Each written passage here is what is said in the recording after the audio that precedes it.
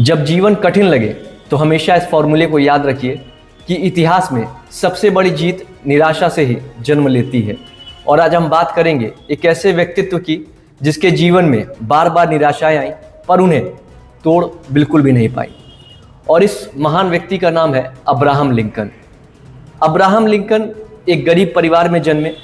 बचपन में किताबें खरीदने तक के पैसे नहीं थे, दूसरों से उधार लेकर पढ़ते थे।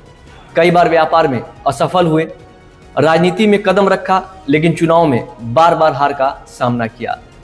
निराशा इतनी गहरी थी कि लोग कहते थे, लिंकन तुम कभी भी सफल नहीं हो पाओगे। चलिए उनके हार के आंकड़ों पर नजर डालते हैं। 1832 में चुनाव हारे, 1833 में व्यापार में असफल हुए, 1836 में जबरदस्त डिप्रेशन के शिकार हुए और उन्हें नर्वस ब्रेकडाउन भी हुआ। 1838 में फिर चुनाव हारे, 1843, 1848, 1855 और 1858 में बार बार फिर चुनाव हारे।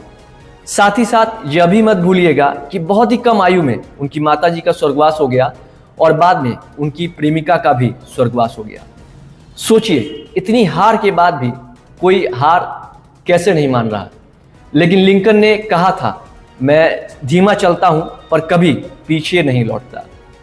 लिंकन ने हर असफलता से सबक सीखा। उन्होंने इस सिद्धांत को समझा कि गिरना बुरा नहीं है, लेकिन हार मानना सबसे बुरा है। उनकी दृढ़ता ने ही उन्हें हमेशा आगे बढ़ाया और आखिरकार 1860 में वे अमेरिका के राष्ट्रपति बने।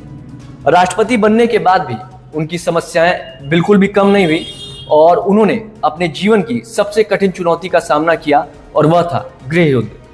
लेकिन इसके बावजूद भी उन्होंने हार नहीं मानी। आगे चलकर उन्होंने गुलामी को खत्म करने का साहस दिखाया।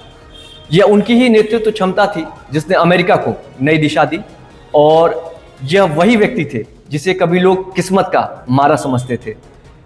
लिंकन की कहानी हमें बताती है कि निराशा अंत नहीं है, बल्कि एक नई शुरुआत का अवसर है। अगर लिंकन हार मान लेते तो इतिहास कभी नहीं बदलता। सरल शब्दों में, जब भी आप पर निराशा हावी हो, तब अब्राहम लिंकन की कहानी से प्रेरणा लीजिए और याद रखिए कि हार मानना पाप है और प्रयास करते रहना ही हमारी विजय है। राजनीति चैनल से जुड़ने के लिए आपका बहुत बहुत धन्यवाद। प्रभु से मैं आपके उज्जवल भविष्य की कामना करता हूं।